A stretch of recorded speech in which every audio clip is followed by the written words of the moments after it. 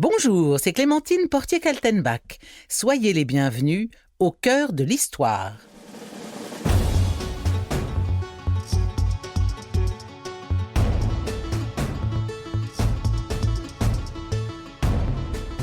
Dominique Vivant-Denon, né en 1747, mort en 1825, fondateur du musée du Louvre, directeur général des Beaux-Arts pendant plus de 15 ans, il a traversé tous les règnes de Louis XV à la Restauration et a fini ses jours paisiblement dans son hôtel particulier du quai Voltaire au milieu de ses collections d'œuvres d'art. Il n'est guère connu de nos jours que par le pavillon du musée du Louvre qui porte son nom. Pourtant, cet homme extraordinairement talentueux mérite ô combien d'être connu. Dessinateur, graveur, écrivain, espion, aventurier, séducteur, il a voyagé dans toute l'Europe, a suivi Bonaparte en Égypte, écumé les musées européens pour constituer les collections du musée du Louvre. Bref, un homme aux 1000 vies et aux 1000 visages. Suivez-moi dans une évocation en 2 parties de la vie passionnante et trépidante de Dominique Vivant-Denon, que le grand Goethe surnomma « l'œil de Napoléon ». Première partie, au service de Sa Majesté. Nous sommes en Bourgogne, en 1765, dans les dernières années du règne du roi Louis XV. Ce jour-là, 2 cavaliers partis à l'aube du château de Germolles, près de Givry, parviennent au relais de poste de Chalon-sur-Saône, après avoir chevauché tout le matin entre Prez et Vignes. Ils sont là pour prendre la patache pour Paris. La patache, c'est une diligence. Le plus âgé des 2 voyageurs est l'abbé Buisson, précepteur du second, le jeune Dominique Vivant-Denon, âgé de tout juste 18 ans. Ses parents l'envoient à la capitale pour y faire son droit et ont souhaité que son précepteur l'accompagne. On s'installe dans la diligence avec armes et bagages. Il n'y a plus qu'à s'armer de patience, à se laisser balloter sur les mauvaises routes. De Châlons à Paris, il faut bien 5 jours de voyage.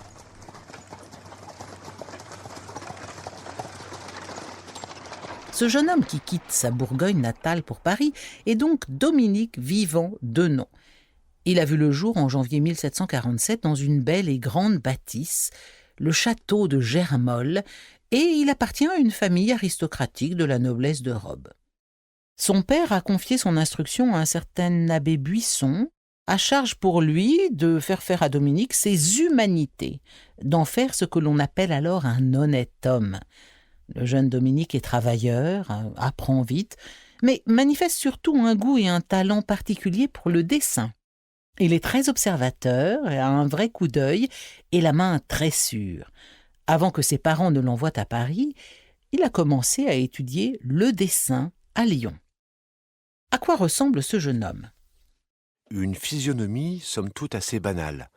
Le front large, un nez à l'arête sinueuse, aux narines accusées, un menton en galoche qu'accentuent des lèvres charnues, des pommettes saillantes encadrant des yeux noirs allongés. On tient généralement qu'il ressemble à Voltaire. Ils ont en commun ce je ne sais quoi de malicieux dans le regard et dans le sourire que l'on craint tant et qui plaît tant aussi.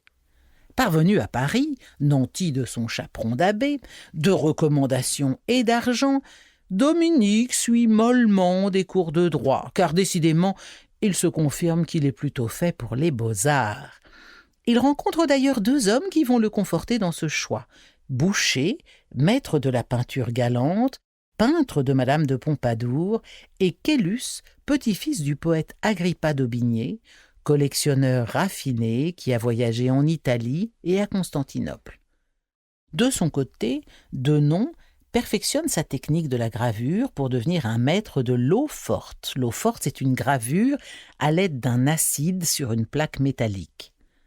Toutefois, il est alors impossible de faire son chemin comme artiste sans avoir rencontré le roi. Alors Denon décide de se poster tous les jours dans la Galerie des Glaces à Versailles, sur le passage du roi Louis XV, et de soutenir son regard jusqu'à ce que le roi le remarque. Et cela finit par arriver. Qu'est-ce qui vous amène ici ? Le bonheur de vous voir, sire. Dans un temps où l'esprit fait tout, la saillie de Denon amuse le roi.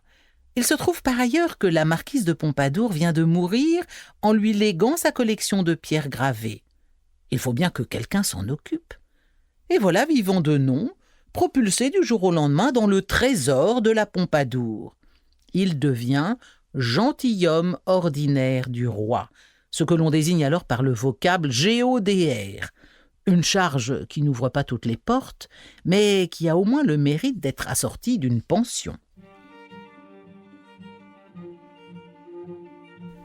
En cette fin de XVIIIe siècle, les arts décoratifs connaissent un véritable âge d'or.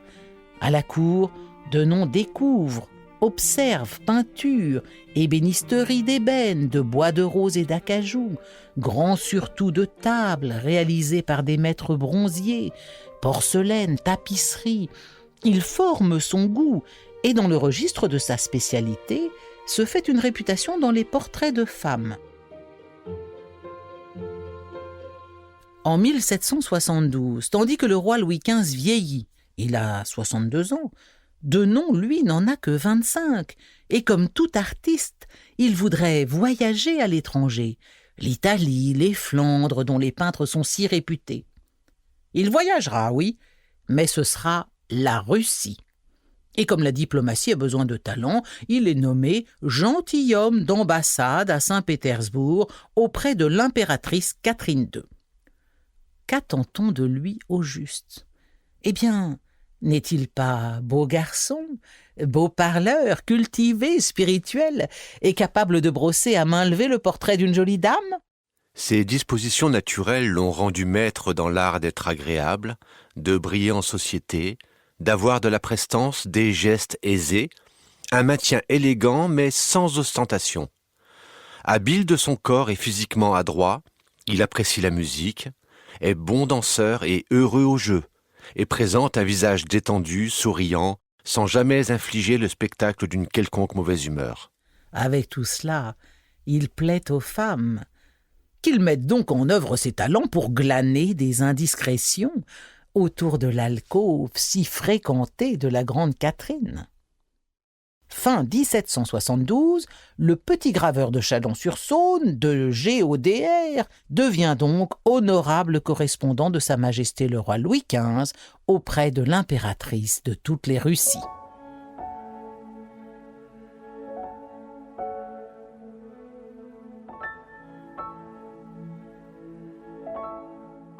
En chemin pour Saint-Pétersbourg, Vivant Denon passe par Potsdam, où il visite sans souci le château du roi de Prusse Frédéric II.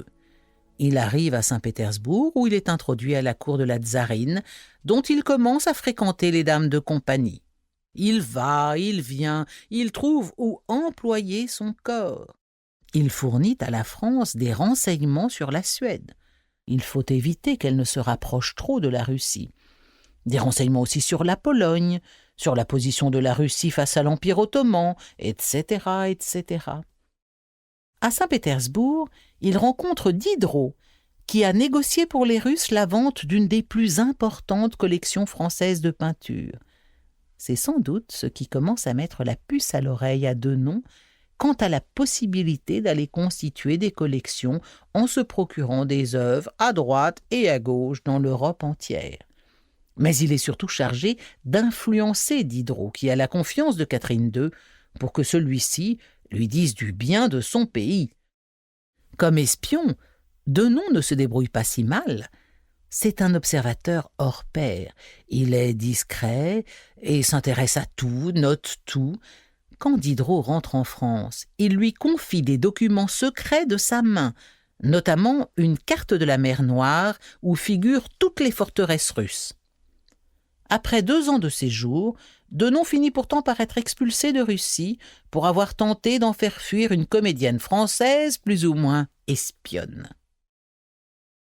Après la Russie, Vivant Denon voyage en Suède, puis en Suisse, peut-être pour une mission diplomatique secrète auprès des cantons suisses, ou simplement mu par l'envie de rencontrer Voltaire, qu'il admire avec passion.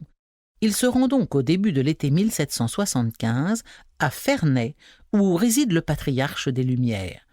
Voltaire a 81 ans, Denon 28. La rencontre se déroule très bien, mais aussitôt rentré à Paris, Denon met en vente des portraits de Voltaire, mais surtout une aquarelle très désobligeante. On y voit Voltaire dans son lit, son bonnet de nuit sur la tête, le visage grimaçant, qui tient par la main sa grosse nièce Madame Denis. Denon admire sincèrement Voltaire, mais il n'a pas su renoncer à ce moyen de se faire un peu d'argent, y compris aux dépens de la réputation du philosophe. Voltaire ne le lui pardonnera pas. Entre-temps, Louis XVI a succédé à Louis XV, mort en 1774. Vergennes est le nouveau ministre des Affaires étrangères et il apprécie Denon. En attendant que ce puissant protecteur ne lui assigne quelque mission secrète, Denon reprend la plume, parce qu'en arrivant à Paris des années auparavant, il avait déjà produit une pièce de théâtre calamiteuse, mais cette fois, il produit un véritable chef-d'œuvre, point de lendemain, joyau de la littérature érotique de 35 pages, publié en juin 1777. Cependant, pour Denon, même si ce récit libertin en dit assez long sur ses talents de séducteur et d'amoureux, la véritable aventure est ailleurs que dans les livres, et la revoici. Fin 1777, Vergennes l'envoie à Naples, en qualité de conseiller d'ambassade chargé d'affaires. En réalité, il doit informer Versailles sur les faits et gestes du royaume des deux Siciles. Toutes les puissances navales européennes s'y retrouvent. La France y voit une base précieuse pour pouvoir protéger les navires marchands contre les pirates barbaresques d'Alger ou de Tunis. Les Anglais y sont également représentés, en la personne de leur ambassadeur, Lord Hamilton, qui est nanti d'une épouse à la beauté éblouissante, intime de la reine de Naples, une femme qui envoûtera bientôt un jeune capitaine promis à un brillant avenir, un certain Nelson. Eh bien, durant 7 ans, Denon va évoluer dans ce contexte. Tantôt homme de cour, tantôt voyageur, le plus souvent amateur d'art, ces différentes étiquettes vont lui servir de couverture. Naples le déçoit, mais par chance, c'est l'époque où ont lieu les fouilles d'Herculanum et de Pompéi. Denon est pétri d'humanité gréco-latine et grand érudit d'histoire de l'Antiquité. Il maîtrise le latin, bien entendu, mais aussi le grec. Les vases grecs que l'on appelle étrusques sont alors très recherchés par quelques amateurs avertis. Denon en constitue une collection éblouissante qu'il vendra à Louis XVI. On peut d'ailleurs les voir de nos jours à la Manufacture de Sèvres. Puisqu'il s'ennuie à Naples, dont la reine Marie-Caroline ne l'apprécie pas du tout, Denon sollicite un congé pour visiter la Sicile de fond en comble. Il y part le 2 mai 1778. Ce long séjour donnera lieu à l'ouvrage intitulé « Voyage en Sicile », une description fidèle des sites, des monuments et des coutumes qu'il brosse en féru d'architecture antique et archéologue averti. Il passe aussi de siciliennes en siciliennes, dans les chaudes soirées palermitaines où tout le monde, écrit-il, se confond, se perd, se cherche et se retrouve. Partout où il passe, il fait des conquêtes. Mais Denon n'est pas qu'un galant en quête d'aventures amoureuses. Habité par une passion ardente de découvrir, mesurer, dessiner, interpréter les merveilles archéologiques de la Sicile, il apparaît à 31 ans comme un véritable sportif. Il monte à cheval des journées entières, se fait descendre dans les grottes au bout d'une corde, ou à l'inverse se fait hisser en haut des temples quand l'échelle ne suffit plus. Un flambeau à la main, au mépris de possibles éboulements, il rampe dans de noirs souterrains, parfois inconnus des habitants, et nage dans l'eau glacée des citernes antiques. Quant aux 3200 mètres de l'Etna, il les gravit de nuit, et malgré l'avertissement du guide, il veut voir. Il s'approche du sommet, suffoque sous l'effet de vapeurs sulfureuses et se jette à terre pour ne pas périr. Il dessine également tout ce qu'il voit des heures durant. Sculptures grecques, vases, lampes antiques, mosaïques, minéraux volcaniques, poissons et végétaux. De la Sicile, il passe à Malte, où il va admirer dans la cathédrale Saint-Jean un tableau de Caravage. Dès lors, je consacrais tous mes soins et le fruit de mes économies à faire des acquisitions d'objets d'art. Je ne me proposais d'autre but que celui de satisfaire mon goût, d'autres plans d'économie que de n'acheter que de belles choses. J'ai toujours pensé que c'était l'acquisition des choses médiocres qui ruinait l'acquéreur. Denon doit attendre l'arrivée à Naples de son successeur, un certain Talleyrand, qui ne se présente qu'en 1785. Denon, lui, se voit remercié de ses services par le roi de France par l'attribution d'une rente. Il peut alors prendre congé de la reine de Naples, qui lui offre une boîte précieuse et une bague sertie de diamants. Denon a 38 ans, et il se trouve dans une situation merveilleuse. Il dispose d'importants revenus familiaux. Son père ayant disparu peu de temps auparavant, il reçoit notamment les revenus de vignes en Bourgogne. Et il reçoit une rente royale. Le voilà, libre comme l'air, libre de mener comme bon lui semble sa carrière de graveur, dessinateur, collectionneur. Déjà admis à l'Académie de dessin de Florence, il entre en 1787 à l'Académie royale de peinture et sculpture en qualité de graveur et artiste de divers talents. Dominique Vivant-Denon a donc déjà tout essayé, tout goûté, voyagé partout, possédé toutes les femmes, des Russes aux Palermitaines, des Françaises aux Suédoises. Mais une chose, une seule manque encore à sa vie, l'amour. Et c'est à Venise qu'il va le rencontrer, en la personne d'une jeune beauté surnommée Bétine, qui sera éternellement sa Bétine. Vous en saurez plus dans la seconde partie de cet épisode. Bonjour, c'est Clémentine Portier-Kaltenbach. Soyez les bienvenus au cœur de l'histoire. Nous avons laissé Dominique Vivant-Denon en 1787 alors qu'il quittait l'Italie. Il a retrouvé sa liberté, il n'est plus ambassadeur, il est riche, libre d'aller où bon lui semble. Ce sera Venise. Seconde partie, des pyramides avec Bonaparte, au Louvre avec Napoléon. À Venise, sa réputation, son charme, son entre-gens, l'italien qu'il parle parfaitement, lui ouvre rapidement les portes de la société vénitienne. Alors qu'à Paris, l'ambiance est morose, ici, dans la Sérénissime, c'est la fête perpétuelle. Fête nautique, café littéraire, théâtre, opéra, concerts attirent une société cosmopolite, brillante et spirituelle. Denon se fait inviter dans le salon très réputé d'Elisabetta Teotocci.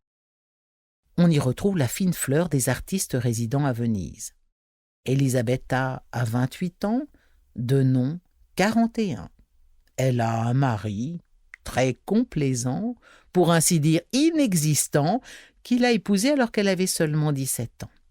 Elle est d'une éblouissante beauté, visage d'un ovale parfait, épaisse chevelure châtain bouclée, teint très pâle, de grands yeux, des lèvres pulpeuses et charnues. Sa silhouette, son élégance fascinent Denon. Avec ça, Elisabetta est extrêmement cultivée et parle parfaitement le français. Denon en tombe follement amoureux. Jamais encore cela ne lui était arrivé.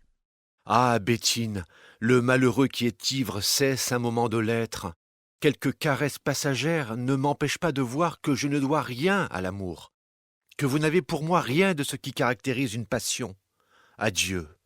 Je vais me coucher, dévoré d'un mal dont je ne guérirai point, sans espoir de mon côté, sans espoir du vôtre, avec une hydre à combattre et sans armes pour l'attaquer.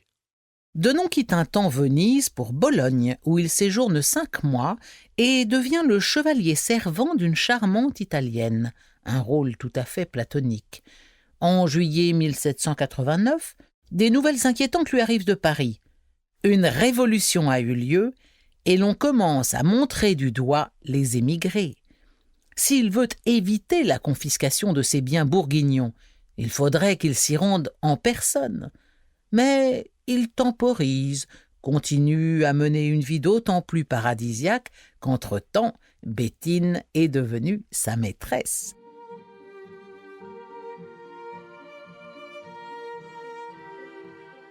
Il savoure encore quelques années italiennes, rencontre à Venise en 1792 Madame Vigée-Lebrun, peintre de la reine Marie-Antoinette, qui lui raconte la situation en France. En juillet 1793, soupçonné à tort par des jaloux d'y vouloir porter la Révolution, il est exilé de Venise. À peine l'a-t-il quitté qu'il écrit des lettres par dizaines à Béthine.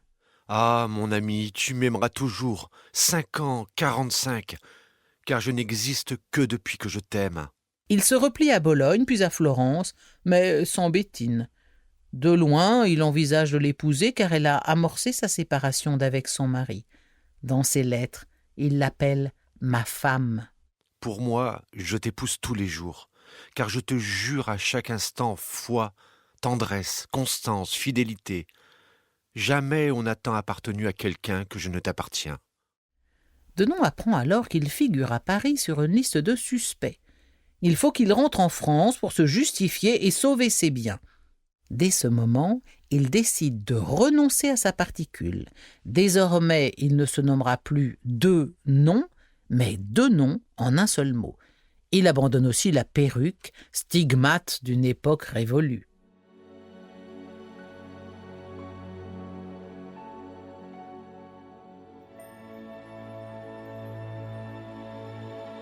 Avec une témérité folle, il débarque à Paris en pleine terreur, à l'époque où une simple dénonciation peut conduire à la guillotine. Il rencontre le peintre David, qui à ce moment-là est tout-puissant. Son entremise permet à Denon de disparaître de la liste noire. Il rentre en possession de ses biens, s'installe d'abord près du Louvre, puis rue de la Salpêtrière, où il tente de se faire oublier, de passer entre les gouttes.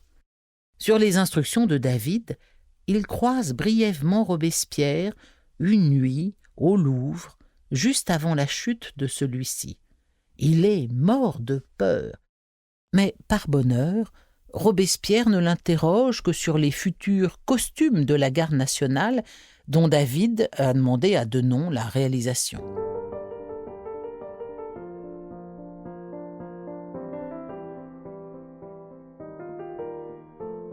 Sous le Directoire, il grave à tour de bras dans l'atelier qui lui a été attribué au musée du Louvre, copie, donne quelques cours, vivote. Il doit vendre ses estampes, ses livres précieux, ses miniatures. Il se met à fréquenter Joséphine de Beauharnais, devenue Madame Bonaparte. Amie et protectrice des arts, elle constitue une collection de peintures, de gravures, qui lui ont fait connaître et s'attacher Denon, qu'elle a vraisemblablement aperçu au Louvre. Il lui rend donc visite en son hôtel particulier de la rue Chantraine, dans le quartier de la Chaussée-d'Antin. Après avoir charmé Joséphine par sa conversation, il finit par croiser un jour Bonaparte, lors de quelques réunions mondaines. Bonaparte lui sert un verre de limonade, et de fil en aiguille, ce verre débouche sur une conversation passionnante pour les deux hommes. C'est l'époque où se prépare l'expédition en Égypte. Il s'agit de contrer l'Angleterre et de préparer si possible une offensive plus lointaine en Inde. Bonaparte reçoit du Directoire le 5 mars 1798 l'ordre d'en entreprendre la conquête. Or, Denon rêve depuis toujours d'un voyage en Égypte. Alors il fait des pieds et des mains pour faire partie de cette aventure dont tout indique qu'elle va être éprouvante et dangereuse. Comme il n'a aucune fonction officielle justifiant de sa désignation, c'est sans doute Joséphine qui s'entremet pour qu'il puisse partir. Alors que la plupart des jeunes savants associés au corps expéditionnaire français empruntent des berlines capitonnées, Denon enfourche un cheval pour rejoindre bride abattue l'ardent général Bonaparte en partance pour l'Égypte. Le 14 mai 1798, il embarque sur la Junon, qui prend la tête de l'escadre française. 65 navires de guerre, 280 transports de troupes, 38 000 hommes, 1200 chevaux, 200 savants. Denon va vivre pleinement cette épopée, entre passion et danger. Il frôlera la mort à plusieurs reprises, mais qu'importe, même quinquagénaire, un aventurier ne se refait pas.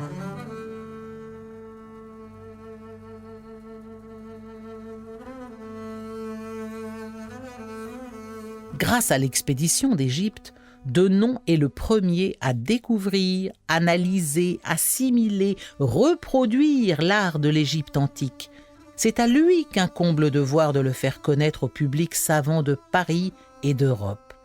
Dans ce but, il écrit et dessine constamment et publiera à son retour en France après 3 ans de travail « Voyage dans la basse et haute Égypte » pendant les campagnes du général Bonaparte.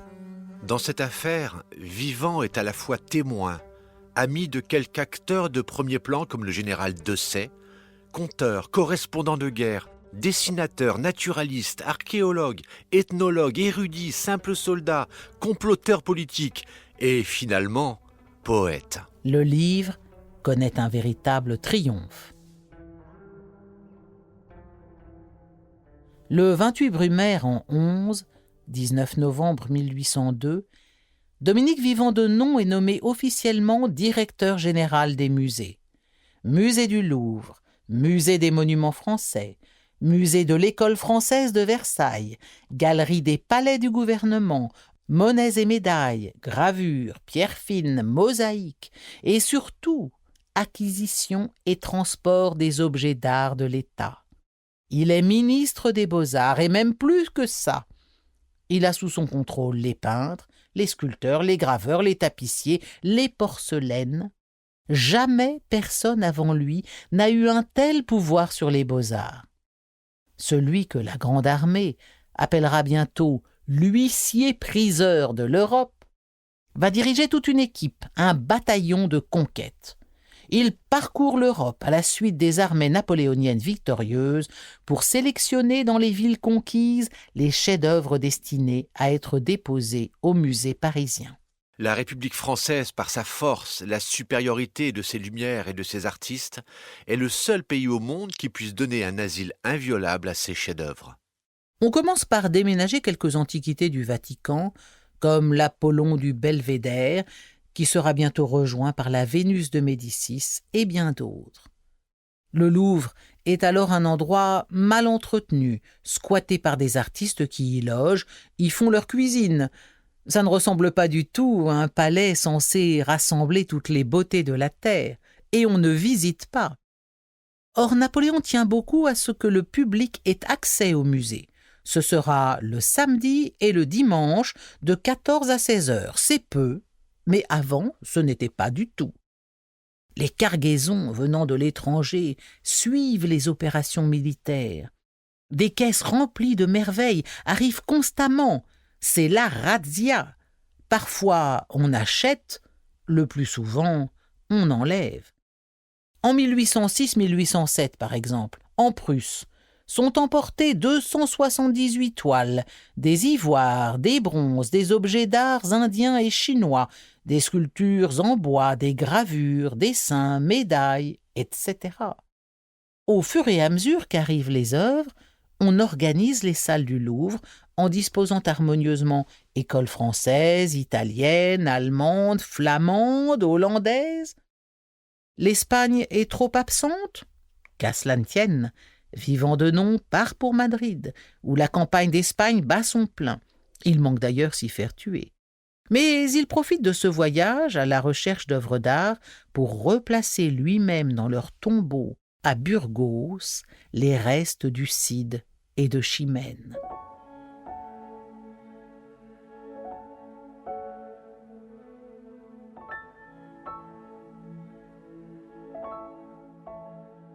Quelque temps plus tard, en Italie, Denon se livre à un coup de maître, convaincu que certains peintres à l'importance majeure ont été jusqu'à présent négligés, comme Fra Angelico ou Giotto. Il rapporte nombre de leurs œuvres en France. Par ailleurs, Denon fait des commandes à des artistes chargés d'assurer la propagande de l'Empire. David, peintre officiel payé très cher, Gros ou Gérard. Tous réalisent notamment des scènes de bataille, supposées illustrer la légende dorée de l'Empire. Chateaubriand dira cruellement « Ce n'était pas tout de mentir aux oreilles, il fallait mentir aux yeux. » Après les 100 jours et l'effondrement de l'Empire en 1815, le roi Louis XVIII laisse Denon à la tête du musée du Louvre. Mais quand vient l'heure de se retirer, à quoi va se consacrer cet homme qui n'a jamais cessé de voyager? Eh bien, chez lui, dans son appartement du quai Voltaire, il classe, il range, il retrouve sa passion de dessiner, de graver, et c'est là sans doute qu'il s'occupe de garnir son extraordinaire reliquaire. Denon est littéralement fasciné par les restes mortuaires des personnages illustres. Conquérants, écrivains ou amoureux célèbres, peu lui importe, dès lors qu'il y a un certain souffle, quelque chose de sublime, d'homérique dans l'histoire personnelle de l'individu représenté par sa relique. Dans son reliquaire, son trophée, il lui faut du génie, de la grandeur, du tapage, des cris, des larmes, des héros éclaboussés de sang, auréolés par la tragédie. Alors, année après année, relique après relique, il accumule ses restes, soit au cours de ses voyages, soit expédiés par ses subalternes qui le savent collectionneur. Chaque fois qu'il en reçoit une nouvelle, il la dépose fébrilement dans la logette destinée à l'accueillir. Ce reliquaire est son miroir, un miroir des vanités sans doute. Mais Denon a vécu une existence suffisamment riche et exaltante pour être digne de le regarder en face sans avoir à baisser les yeux. Le contenu de cet objet est tout à la fois monstrueux et extraordinairement romanesque. Voici ce reliquaire tel qu'il est décrit dans le tome 1 du catalogue de la collection Denon, édité à l'occasion de la vente posthume de ses biens en 1826. Numéro 646. Cuivre doré. Un reliquaire de forme hexagone et de travail gothique. Les deux faces principales de ce reliquaire sont divisées chacune en 6 compartiments et contiennent les objets suivants. Fragments d'os du Cid et de Chimène, fragments d'os d'Héloïse et Abélard, cheveux d'Agnès Sorel et d'Inès de Castro, partie de la moustache d'Henri IV, fragments du linceul de Turenne, fragments d'os de Molière et de La Fontaine, cheveux du général Dessay, autographe de Napoléon, mèche de ses cheveux, morceaux de la chemise ensanglantée qu'il portait le jour de sa mort, feuilles de saule pleureur cueillies sur sa tombe à Sainte-Hélène. Un bien étrange personnage que ce vivant Denon. Alors qu'il a fait de sa vie une aventure prodigieuse, il n'a pas laissé de mémoire. Le 26 avril 1825, un jour froid, il sort pour une vente de tableaux. En rentrant, lui qui n'est jamais malade ne se sent pas bien. Il a de la fièvre. C'est une congestion pulmonaire. Le lendemain, il meurt, en emportant dans la tombe les secrets d'une existence aussi mystérieuse que tumultueuse. L'inventaire de sa collection personnelle d'œuvres d'art fera 3 tomes de près de 300 pages chacun.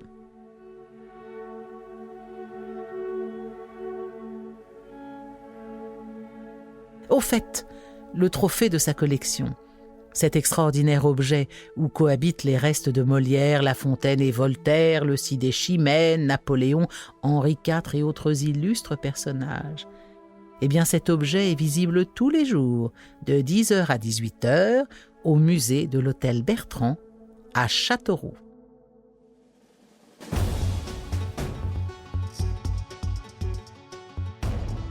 C'est la fin de ce double épisode consacré à Dominique Vivant Denon, fondateur du musée du Louvre.